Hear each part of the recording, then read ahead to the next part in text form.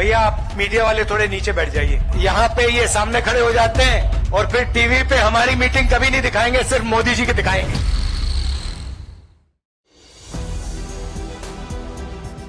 नमस्कार, आप देख रहे हैं 4 PM और मैं हूं आपके साथ निधि तिवारी। राहुल गांधी की रैलियों ने ऐसा कमाल कर दिया है कि गोदी मीडिया ने भी पलटी मार ली है। मध्य प्रदेश में कांग्रेस की ऐसी लहर आई है कि गोदी मीडिया भी अपने सर्वे में खेल नहीं कर पा रहा है। बड़े से बड़े गोदी पत्रकार भी अपने चैनलों में कांग्रेस की जीत दिखा रहे हैं और जिस तरह से राहुल गांधी इन दिनों गोदी मीडिया को मंच से सबक सिखा रहे हैं, उसके बाद कैसे गोदी एंकरों की सरताज नाविका कुमार ने पलटी मार ली है, आपको आगे बताऊंगी। लेकिन पहले ये देखिए कि मोदी सरकार का महिमा मंडन करने वाली गोदी मीडिया को राहुल गांधी ने भरे मन से कैसे धो दिया था। भैया आप मीडिया वाले थोड़े नीचे बैठ जाइए।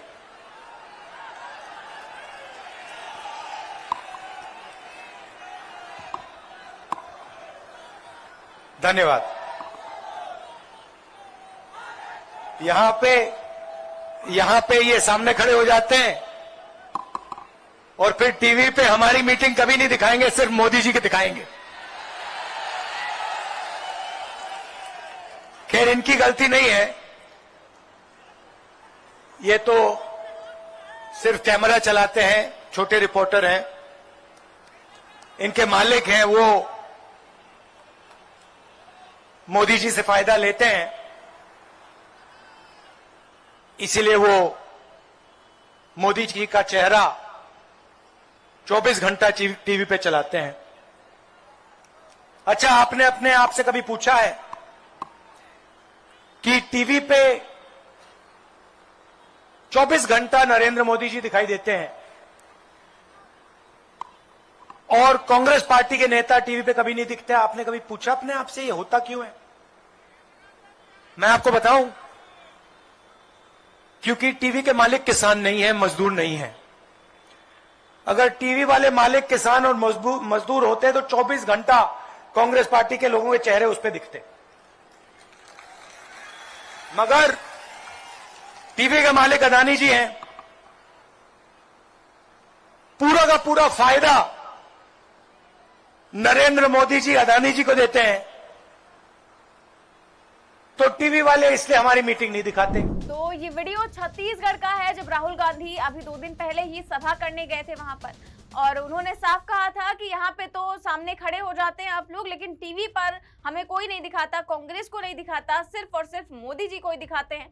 अब राहुल गांधी ने इतने सख्त तेवर पहले कभी नहीं दिखाए। ये बयान उनका खूब ज्यादा वायरल हुआ और गोदी मीडिया खूब ट्रोल भी हो गए। अब राहुल गांधी ने जिस तरह से मीडिया पर गुस्सा दिखाया, उसको देखते ही टाइम्स नाउ नव भारत, आप जानते ही हैं कैसी खबरें चलाता है, पूरी तरह से चाटुकारिता में लीन रहता है, उसी चैनल की एंकर नाविका कुमार, जिसको इंडिया गठबंधन की तरफ से बॉयकॉट किया गया है, और अब मैडम अपने चैनल पर एक सर्वे लेकर आई है और इस सर्वे में कांग्रेस को पूर्ण बहुमत मिलता हुआ नजर आ रहा है। जी हाँ, मध्य प्रदेश का ये सर्वे है और इस सर्वे में कांग्रेस को 112 से 122 सीटें मिलती हुई दिखाई दे रही हैं, तो वहीं बीजेपी को 107 से 115 सीटें मिल रही हैं और नाविका खुद ये सर्वे दिखा रही हैं। तो आप समझ सकते हैं कि गोदी मीडिया ने कैसे पलटी मार ली है, किस तरह के सर्वे नजर आ रहे हैं। ये वही नाविका कुमार है और ये वही टाइम्स नाउ नव भारत है जिसने 2 महीने पहले वहां पर बीजेपी की सरकार बनती हुई दिखाई थी और कांग्रेस को सर्वे में हारता हुआ दिखाया था।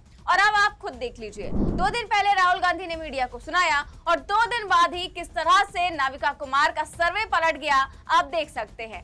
फिलहाल जिस तरह की स्थिति हो गई है, वैसे कोई पहला सर्वे नहीं है, पहले चैनल का सर्वे नहीं, अभी तक मध्य प्रदेश को लेकर जितने भी सर्वे हुए हैं सभी में कांग्रेस आगे है और कुछ सर्वे में तो बीजेपी 100 से कम सीटों पर सिमटती हुई नजर आ रही है। जी हाँ, ये एक सर्वे था जी न्यूज का, अभी कुछ ही दिन पहले आया था और इस सर्वे के मुताबिक कांग्रेस को मध्य प्रदेश में 132 से 146 सीटें मिलती हुई नजर आ रही हैं, जबकि बीजेपी को केवल 84 से 98 सीटें मिल रही है। देखिए कि 100 से भी कम सीटों पर बीजेपी सिमटती हुई नजर आई। सोचिए, ये जी न्यूज का सर्वे है जो दिन रात बीजेपी सरकार की भक्ति में लीन रहता है और इस चैनल के सर्वे में अगर ऐसे नतीजे आ रहे हैं तो आप सोच सकते हैं कि मध्य प्रदेश में बीजेपी का क्या हाल है।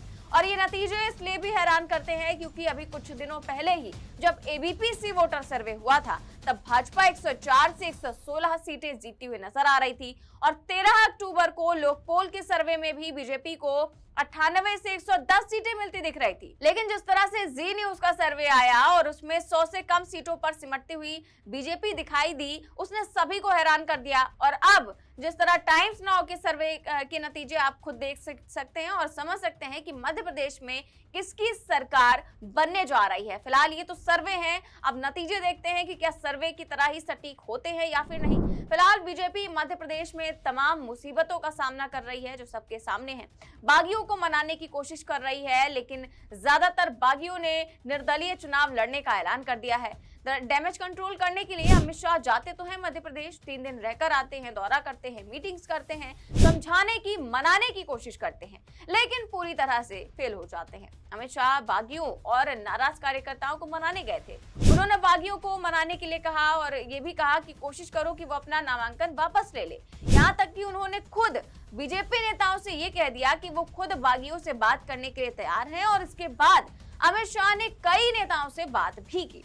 लेकिन नामांकन के आखिरी दिन कई बागियों ने नामांकन पत्र दाखिल कर दिया और वापस लेने से इनकार भी कर दिया।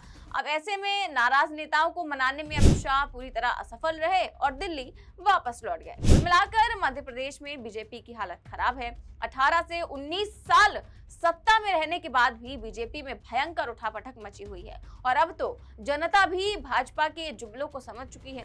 शायद यही वजह है कि भाजपा के बड़े से बड़े नेताओं की रैलियों तक में पब्लिक जाना ही नहीं चाहती है। किस तरह से अमित शाह की रैली में कुर्सियां खाली पड़ी थी, हम आपको वीडियो दिखा चुके हैं। इसके बाद शिवराज सिंह चौहान जहां जहां जा रहे हैं उनकी सभाओं में भीड़ जरा भी नजर नहीं आ रही है। सारी कुर्सियां खाली पड़ी हुई है, पूरा का पूरा पंडाल खाली हो जाता है, तो कहीं पर उनकी रैली ही कैंसिल कर दी जाती है क्योंकि भीड़ नहीं जुटती है।